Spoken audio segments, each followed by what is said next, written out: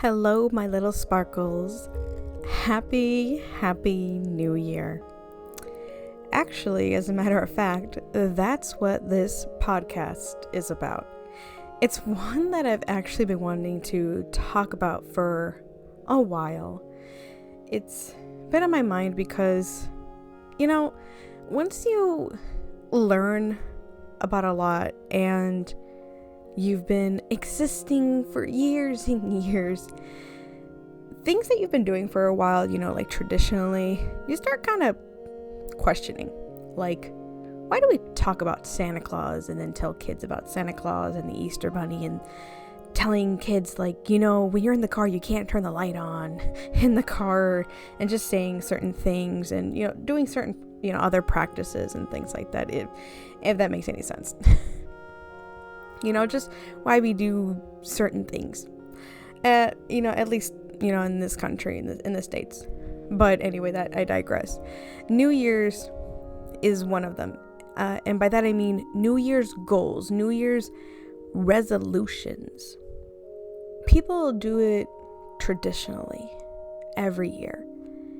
And I've just been noticing people make them every year, but within months, or at least halfway through the year, people just stop doing them, or they stop talking about it, or they just give up. And it just makes me wonder, why do we do it in the first place if we're just going to stop? And it happens every year. Maybe we just get excited. Maybe it's just tradition.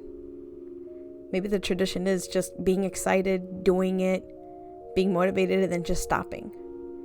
And I know it's not everyone.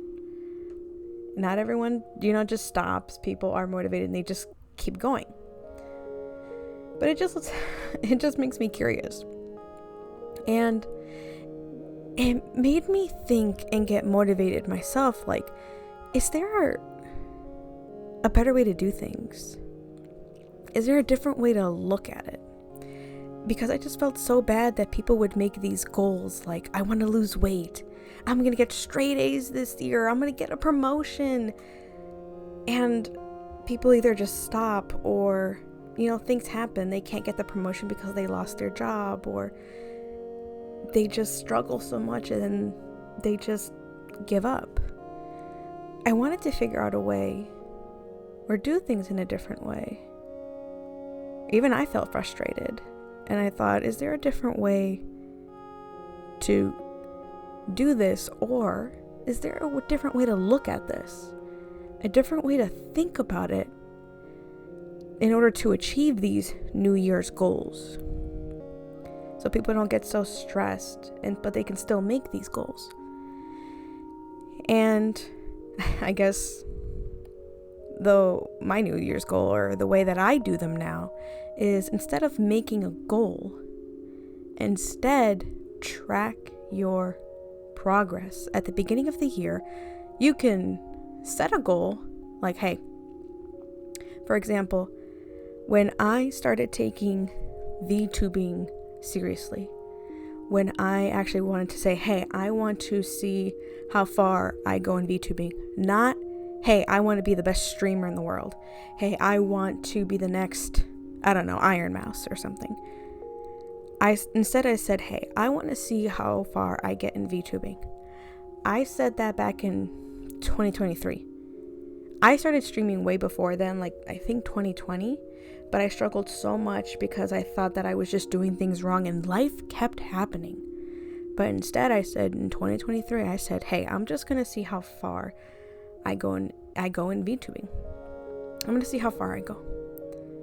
And I felt like looking at it that way helped me so much better. And from there, I started tracking my progress. I didn't worry about numbers. I didn't worry about how much content I was throwing out there. I just said, hey, in January, this is where I start. And I'm just going to see in December how I finish, how I end. And that's just it. No setting a goal at the end of the year, like, hey, this is how much I have to get. I'll just be happy with whatever I have at the end. See where I started and see where I ended. And just do that every single year. So, in 2023, when I took VTubing seriously, let's say just focusing on, I think I cared more about like YouTube, actually. And when I started doing YouTube more seriously in 2023, in January of 2023, I had 90 subscribers. And by December, I had 200. I had 200 subscribers. Mentally, I kind of told myself, you know what? I'll be happy if I have 100, because I wasn't really making a lot of videos. I don't even think I was barely making shorts.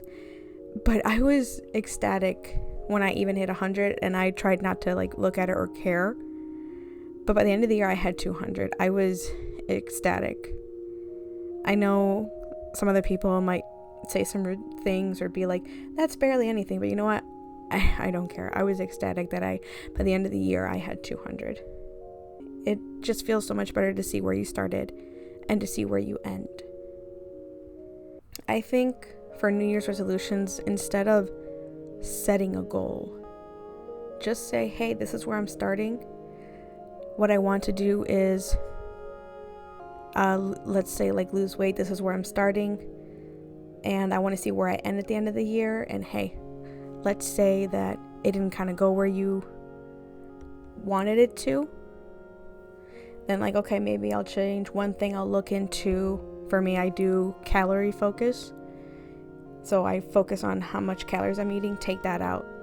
So, and by that I mean like eat less calories.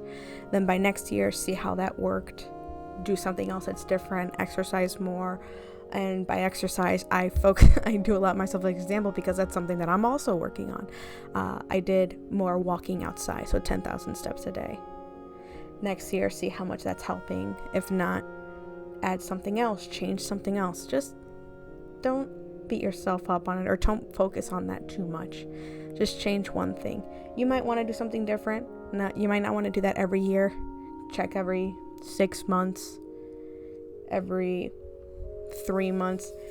Just do it at your own pace. Leave the worry at the door. Check on it scarcely. And change just one thing at a time. But I feel like not setting a goal and just checking on your progress has been the most helpful thing for New Year's goals compared to how they're usually done. And that, my little sparkles, is something that I hope can help you and can help everyone else. And those are my thoughts on New Year's goals, and I hope that we can change that.